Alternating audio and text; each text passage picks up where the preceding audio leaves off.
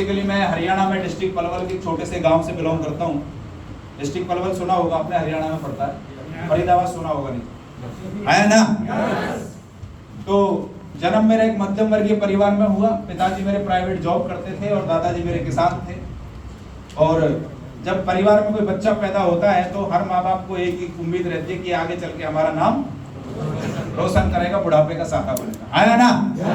क्योंकि वो उम्मीद इसलिए होती है कि आगे चल के पढ़ाएंगे लिखाएंगे इसको, सरकारी नौकरी लग जाएगी तो बुढ़ापे में हमको रोटी देगा।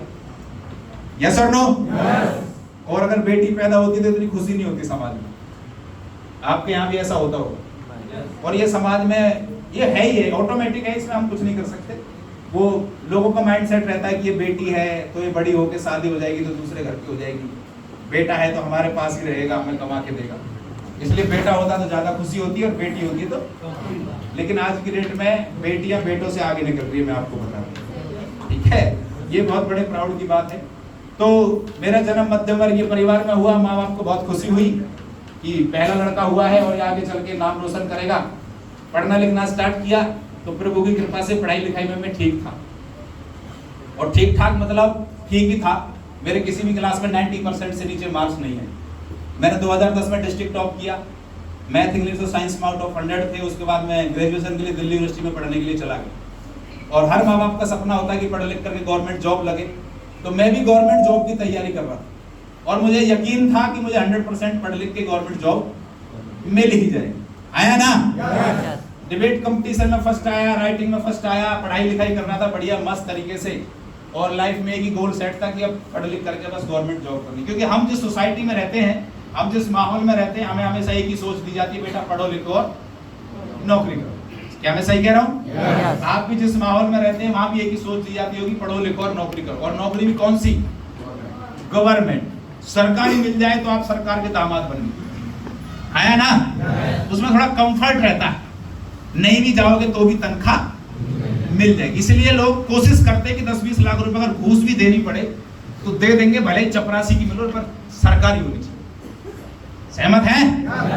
तो ऐसा ही माइंडसेट था। क्योंकि मैं भी उसी परिवार से निकल के आया तो मेरा भी माइंडसेट यही था कि मेरी गवर्नमेंट जॉब लग जाएगी तो सही रहेगा, बढ़िया रहेगा, पैसे हर महीने आएंगे और कभी भी कोई दिक्कत नहीं आएगी। लेकिन ऐसा बोलते हैं कि हमारे जीवन में जो लिखा होता है हमें भगवान उधर की तरफ मोड़ देता है ऑटोमेटिक। यस और नो?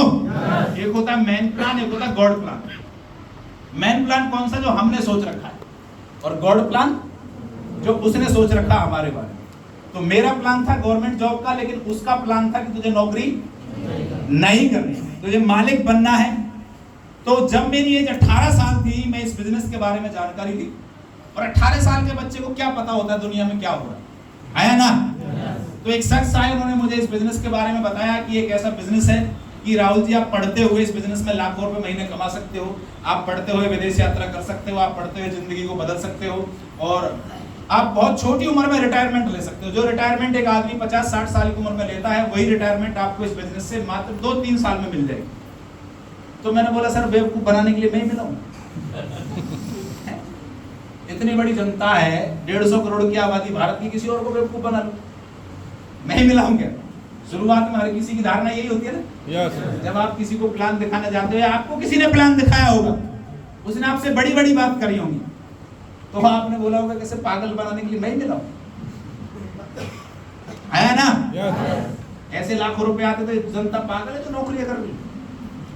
मैं एक जगह बैठा था अभी छतरपुर में, तो ऐसी एक मैडम बैठी थी मेरे सामने। मैंने बोला मुझे इस बिजनेस से 4 लाख रुपए महीने आते हैं। तो बोली सर, अगर ऐसे पैसे कमाते थे लोग तो पागल है जो नौकरी कर रहे। बिल्कुल सही है। तो ऐसे मुझसे उन्होंने बोला कि लाखों रुपए महीने आ जाएंगे, आप डायमंड बन जाओगे, गाड़ी आ जाएगी, विदेश चले जाओगे, करोड़पति बन जाओगे, बड़ी बड़ी बात है। और जब वो बड़ी बड़ी बातें बोल रहे थे तो मेरे सर के ऊपर से जा रही थी और मुझे ऐसे लग रहा था जैसे फेंक रहे। क्या कर रहे? फेंक रहे भाई, और लंबी लंबी फेंक रहे जो मेरे सर के ऊपर से जा रही। तो मैंने बोला सर, इन बातों पे मेरे को भरोसा नहीं होता, क्योंकि अगर ऐसा होता तो आज लाखों करोड़ों बच्चे पढ़ाई नहीं कर रहे। अगर ऐसा होता तो लाखों करोड़ों लोग नौकरी नहीं कर रहे होते, सारे लोग इसी धंधे में घुस जाते। अगर इतना ही पैसा था, आपके भी दिमाग में कभी कभी ये बात आती होगी कि यार काम अगर इतना बढ़िया है तो सारे लोग क्यों नहीं कर लेते, है ना? तो उन्होंने मेरे को कुछ चीजें समझाई, फैक्ट समझाई, और तो मुझे समझ में आए।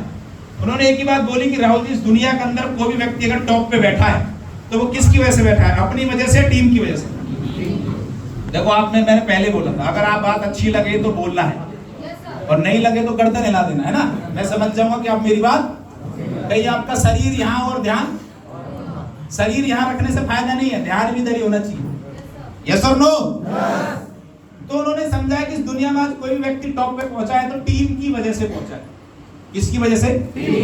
टीम की वजह से। और प्रॉब्लम ये है कि एक आम आदमी कभी जिंदगी में अपनी टीम नहीं बनाता है ना। जब आप जॉब करते हो, जब आप खेती करते हो, जब आप कोई भी दुकान खोलते हो, तो क्या हम अकेले करते हैं या हमारे साथ में टीम करती है? 40 साल की नौकरी करते हैं तो अकेले करते हैं कि लोग करते हैं? अकेले करते हैं। और उन्होंने समझा इस दुनिया में रईस बनने का एक ही राज है, अमीर बनने का एक ही राज है, वो है आप टीम बनानी पड़ेगी।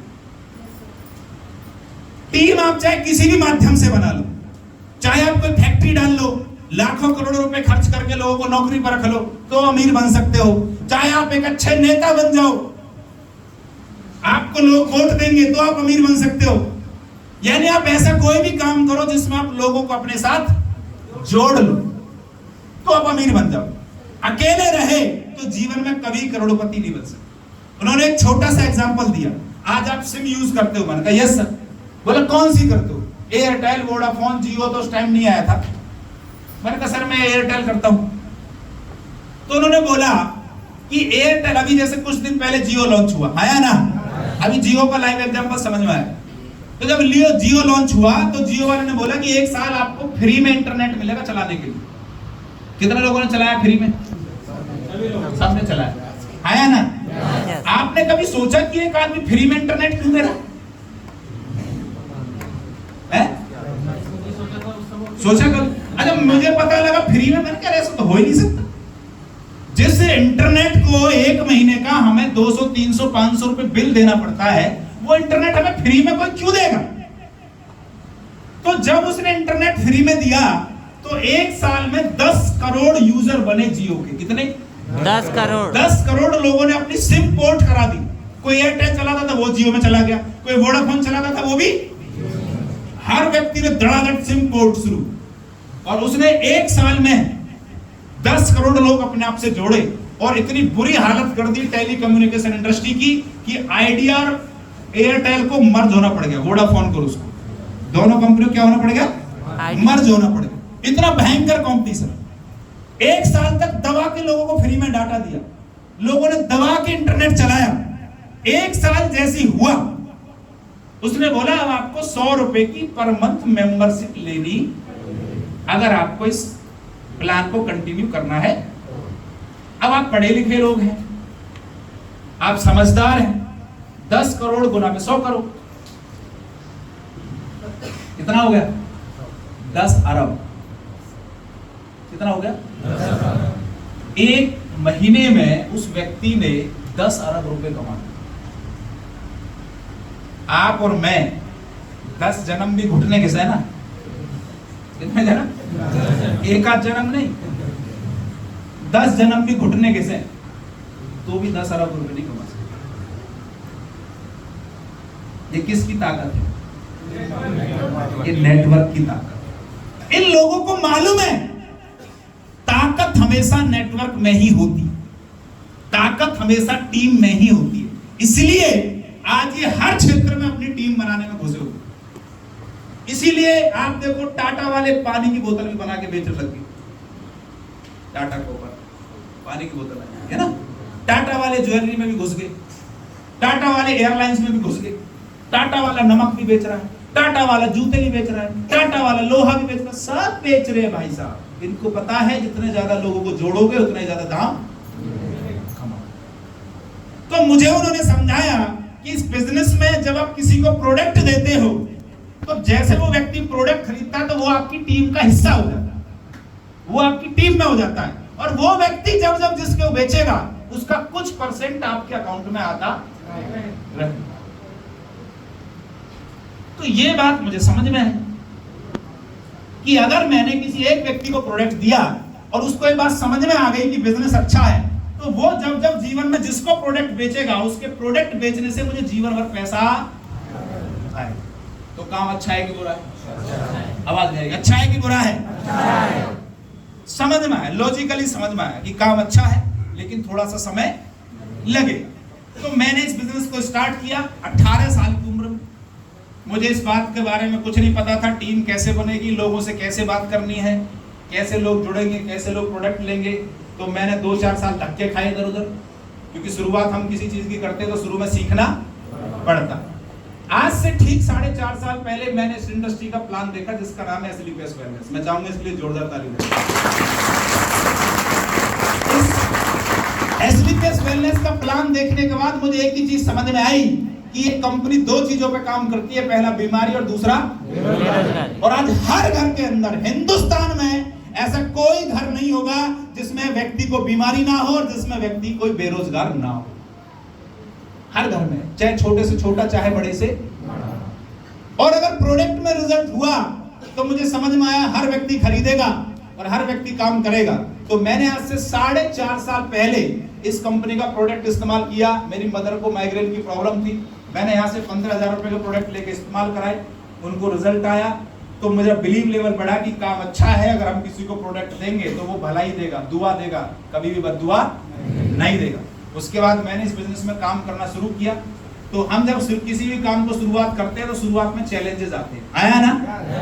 तो मेरा प्लान ने समझाया कि जब आप इस काम को लोगों को बताने जाओगे तो कुछ लोग हाँ करेंगे, कुछ लोग, क्योंकि इस दुनिया में चाहे कितना ही अच्छा काम हो सारे लोग कभी भी नहीं करेंगे, और कितना ही बुरा काम हो कुछ % लोग फिर भी करेंगे, आया ना? चोरी करना अच्छा काम है, बुरा काम? ये काम जो कर रहा है उसको पता है कि नहीं कर पता? उसको ही पता है, लेकिन फिर भी कर रहा है ना। मेरे क्लाइंट ने समझाया आप दुनिया में कुछ भी बेचने जाओगे तो सारे लोग कभी नहीं खरीदेंगे, लेकिन कुछ % खरीदेंगे। उन्होंने एग्जांपल दिया, आप एक बोतल में अमृत बेचो, अमृत जैसे ये बोतल है इसमें अमृत रख लो और चौराहे पे बैठ जाओ लेके और लोगों से बोलो इसमें भाई साहब अमृत है, ये अमृत खरीदो और पी करके अमर हो जाओ, अमृत ले लो, अमृत ले लो। आप जोर जोर से चिल्लाओ। आप मुझे बताओ कितने लोग ऐसे हैं जो अमृत ले लेंगे आपसे? कुछ लोग पता क्या कहेंगे? झूठ बोल रहा है। ऐसे कहीं अमृत मिलता तो पहले खुद ही अमर नहीं हो जाता, आया ना? सारे लोग नहीं लेंगे लेकिन 20% लेंगे। अब फिर इस बोतल को खाली करके इसमें जहर भर लो। क्या भर लो?